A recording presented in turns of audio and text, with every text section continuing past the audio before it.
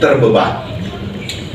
Hati yang terbeban. Coba kita lihat pasal 1 ayat 1 sampai ayatnya yang ke-11.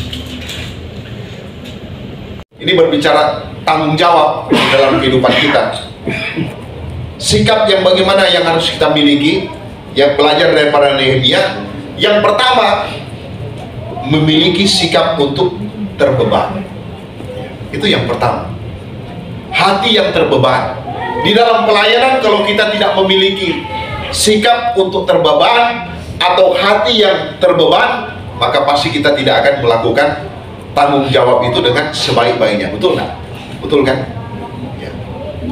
Tetapi kalau kita memiliki sikap terbeban, hati yang terbeban, maka kita pasti mau melakukan tanggung jawab itu. Kita melihat bahwa apa? Ketika Nehemia mendengar berita atau kabar mengenai Yerusalem, coba kita lihat rentetannya. Dia apa? Dia menangis. Berkabung di hadapan Tuhan. Kemudian dia apa lagi? Dia berdoa, dia berpuasa. Isi doa Nehemia adalah tentang apa? Beban bangsanya. Nah, ini isi doa. Nah, ketika kita melihat bagaimana sikap daripada Nehemia ini, dia terbeban. Artinya bahwa apa? Dia bertanggung jawab. Dia merasa bahwa apa? Bahwa ini adalah bukan hanya beban bangsa Israel, tetapi ini beban dirinya. Apa kita sedang terbeban atau tidak? Atau begini, bagaimana hati kita? Sikap yang bagaimana yang harus kita miliki untuk terbeban, bertanggung jawab? Yang kedua apa? Memiliki sikap solidaritas. Itu pasal 2 ayat 1 sampai 10. Coba kita lihat pasal 2. Pasal 2, ketika Nehemia dia sudah apa? Ini kan ceritanya, saya mau kasih ini ceritanya Bapak Ibu. Ketika dia sudah terbeban, dia bukan hanya apa? Terbeban, menangis, kemudian berkabung di istana. Nah, Bapak Ibu, tidak sampai di situ. Tentunya ada apa? Ada reaksi, ada tindakan. Nah, sekarang kalau kita lihat pasal 2, kita lihat di sini, akhirnya apa? Nehemia memutuskan diri untuk apa? Turun gunung. Dia turun gunung, Bapak Ibu. Dia harus turun. Bisa saja mungkin dia suruh orang untuk pergi mengerjakan itu, tetapi tidak. Dia sendiri, Bapak Ibu, yang turun. Artinya kita melihat di sini apa? Dia memiliki sikap apa? Solidaritas. Sikap apa itu? Sikap kesetiakawanan. Ini sifat kesetiakawanan ini atau solidaritas ini adalah apa? Sifat untuk apa? Untuk bersama-sama. Sifat untuk bersama-sama. Nah, kalau kita baca pasal 2, Nehemia melihat kemalangan kota Yerusalem. Ketika dia turun, oh betul, ini luar biasa ini. Bukan hanya dengar, tetapi dia turun. Dan kalau kita baca pasal 2, hatinya itu tidak tenang. Bagaimana itu hati yang tidak tenang? Bagaimana? Gelisah Bapak Ibu. Mungkin begini-gini dia. Wah, ini bahaya ini. Ya, gelisah Bapak Ibu kan? Gelisah. Tidak tenang dia. Hati tidak tenang. Dia terbeban. Kemudian apa? Kita melihat bahwa dia memberanikan diri untuk turun. Tetapi untuk memberanikan diri Bapak Ibu yang si Tuhan, tidak segampang itu. Dia harus minta izin dulu kepada raja. Dia harus minta surat mandat dari raja untuk melewati bupati-bupati, bahkan orang-orang penting, untuk sampai di kota Yerusalem. Karena apa Bapak Ibu si Tuhan? Untuk lewat di raja saja, kalau raja tidak kasih izin, bahkan mau minta izin, tetapi kalau raja menolak itu hukumannya itu bisa mati. Tetapi kalau kita lihat sini, akhirnya kan Nehemia ini mendapat belas kasihan daripada raja. Kemudian raja memberi mandat, ya itu singkat cerita, raja memberi mandat, kemudian surat mandat ini dia pegang, lalu dia bawa, dan kemudian kalau kita lihat, ketika orang tanya mana mandat itu, dia kasih lihat, nih mandat. Bahkan kalau dia ketika dia perlu kayu, perlu bahan-bahan dan lain sebagainya, ada mandat surat itu untuk dia membangun tembok Yerusalem, Bapak Ibu. Nah, di sini kita melihat bahwa apa? Ada sikap solidaritas, sifat kesetia kawanan, sifat setia, sifat untuk bersama-sama, sifat untuk apa? Memikul tanggung jawab ini secara bersama-sama. Jadi Nehemia, dia rela memberanikan diri untuk menyampaikan apa yang menjadi pergumulan bangsanya. Di sini kita melihat bahwa apa? Kalau ada sifat kebersamaan, sifat kesetia kawanan itu kita tidak egois, Bapak Ibu. Betul nggak? Kita tidak egois, ya. Artinya apa? Tidak mau untung sendiri, tidak mau hanya apa? Menang sendiri, tidak mau hanya berpikir diri sendiri. Tetapi kalau ada sifat kebersamaan, sifat solidaritas, kita mau untung bersama, kita mau ada kebersamaan, kita mau supaya semua diuntungkan dan lain sebagainya.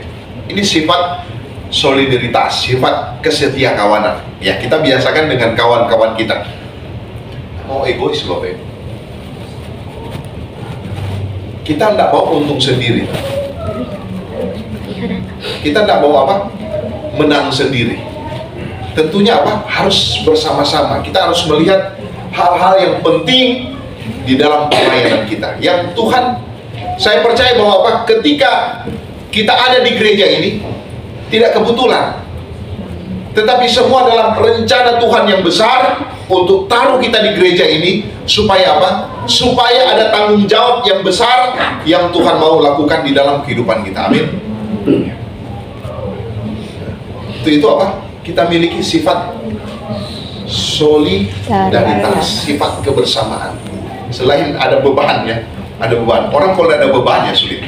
Tetapi kalau ada beban, pasti kita mau, pasti kita siap. Itu yang kedua. Sekarang yang ketiga, sikap yang bagaimana yang harus kita miliki untuk memperlihatkan tanggung jawab kita, sama seperti Nehemia.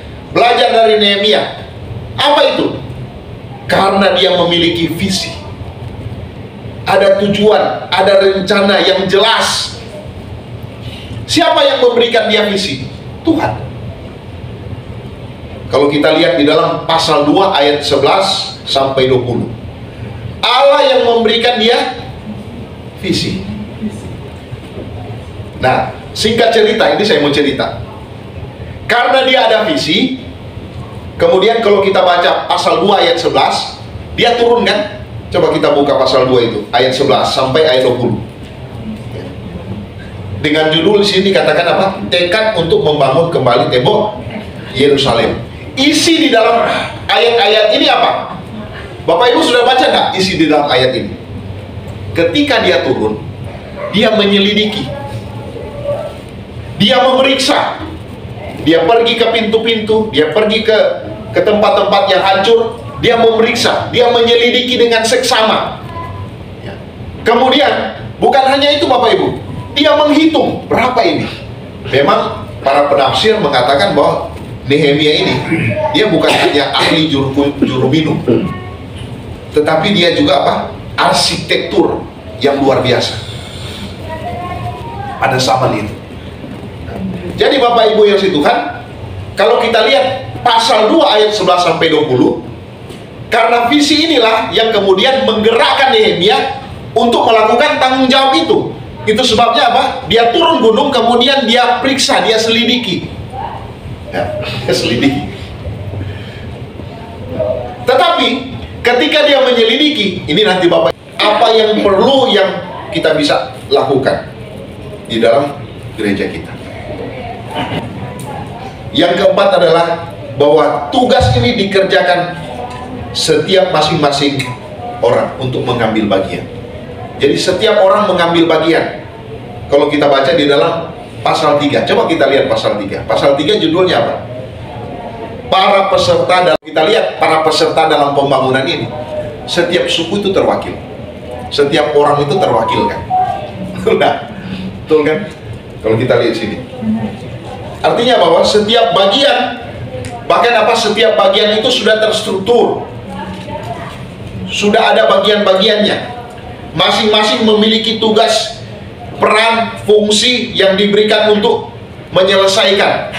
Kamu selesaikan pintu di sebelah timur ya, di sebelah barat ya, di sebelah utara. Tembok ini kamu selesai. Jadi mungkin ada ukuran 100 meter suku ini yang kerjakan, 100 meter ke sana suku ini yang kerjakan. Bisa bayangkan Bapak Ibu, pantas 52 hari selesai tembok Yerusalem itu kan. 52 hari. Dulu saya mengikuti pelatihan, ditugaskan untuk apa?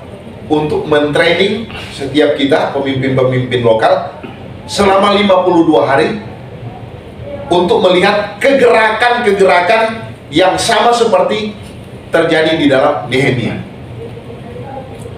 52 hari. Dan itu luar biasa terjadi Bapak Ibu. Ada kegerakan-gerakan. Nah, kita melihat di sini tugas itu, jadi tugas tanggung jawab itu dikerjakan masing-masing orang untuk mengambil bagian. Setiap orang ada bagian. Kita lihat di sini. Masing-masing terbeban, masing-masing, bahkan di sini dikatakan di sini kalau kita baca masing-masing disebutkan nama mereka Bapak Ibu. Tanpa dilewatkan setiap suku, orang, kepala, keluarga dan lain-lain ikut membangun. Kalau kita baca di dalam pasal 3 sini, setiap suku disebutkan, setiap kepala itu disebutkan, setiap orang disebutkan Bapak Ibu. Ada yang membangun pintu, ada yang membangun tembok, menara, dan lain sebagainya. Yang membangun pintu nggak boleh pergi ke yang membangun tembok, yang membangun tembok nggak boleh ke membangun menara. Nah, sudah terstruktur, sudah ada bagian-bagiannya. Ini yang penting sekali. Ya. Sekarang kalau kita mau tarik di dalam aplikasi kita, setiap kita masing-masing kita diberikan porsi, diberikan tanggung jawab, diberikan talenta, diberikan karunia, diberikan sesuatu untuk kita membangun apa yang penting di dalam Tuhan, di gereja ini. Setiap kita, baik potensi kita, baik kemampuan kita, baik keuangan kita, harta kita, talenta kita, karunia kita, tidak sama semua Bapak Ibu. Tapi Tuhan kasih kita di sini untuk kita membangun satu dengan yang lain. Ada yang membangun tembok, ada yang membangun dan lain sebagainya. Setiap kita, masing-masing kita diberikan tugas tanggung jawab untuk membangun gereja. Semuanya untuk kemuliaan Tuhan. Nah, tetapi ingat bahwa ada tantangan, sudah pasti ada tantangan. Resiko itu ada, sudah pasti ada. Ketika mereka membangun, kalau kita baca di dalam pasal 3 ini,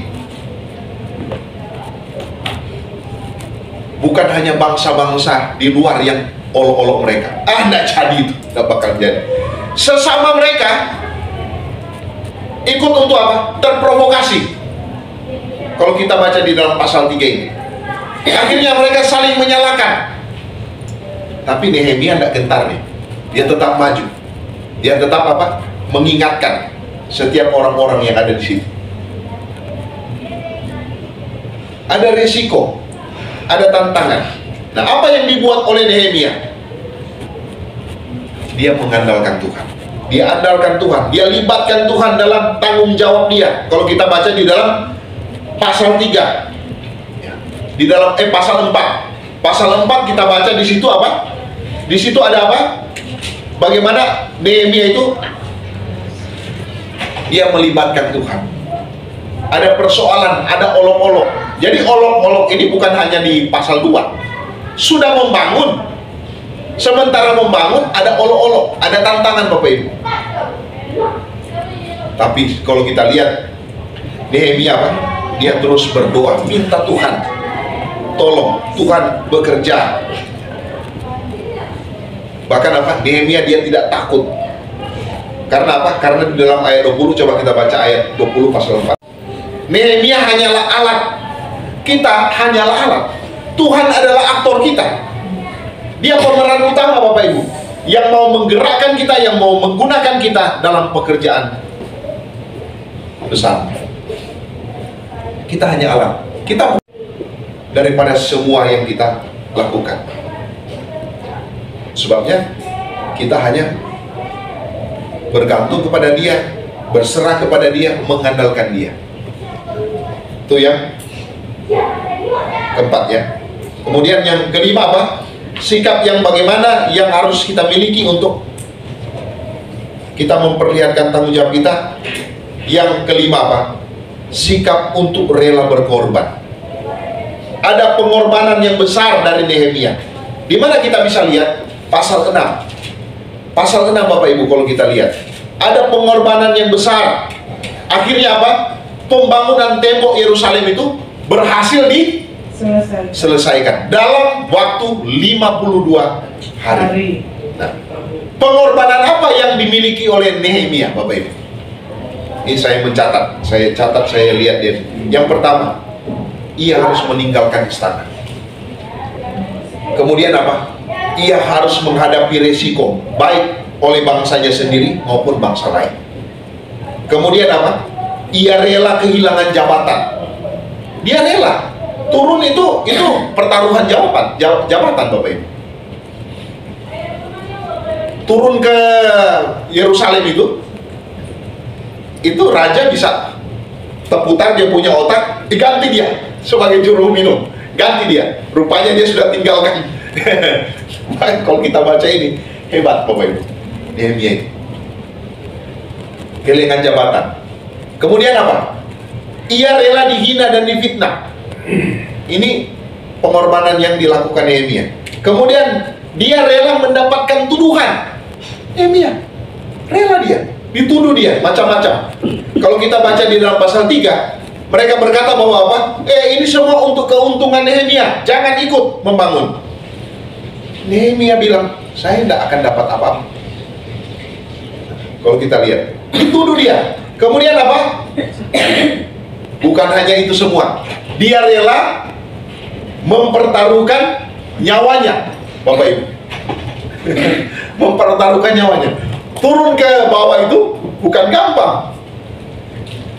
Rela kehilangan bukan hanya jabatan, tetapi nyawa juga. Kemudian kalau kita lihat sini, ia rela berkorban segalanya.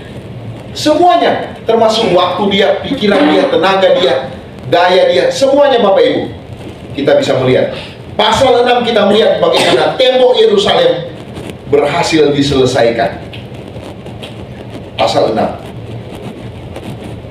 berhasil diselesaikan. Luar biasa. Ini keberhasilan yang luar biasa yang dilakukan oleh Nehemia. Kita kepada dia. Dan itu semua bukan menjadi beban. Tanggung jawab dalam pelayanan itu bukan beban, melainkan satu bentuk penghormatan kepada Tuhan. Itu bentuk penghormatan. Kalau kita diberikan kepercayaan, itu bentuk penghormatan kita kepada Tuhan. Nah, itu sebabnya mari kita melakukan apa yang sudah Tuhan berikan sebagai tanggung jawab yang harus kita emban, yang harus kita lakukan dengan sebaik-baiknya. Dengan sebaik-baiknya. Kalau seandainya kita baru terlibat dalam pelayanan, ya mari kita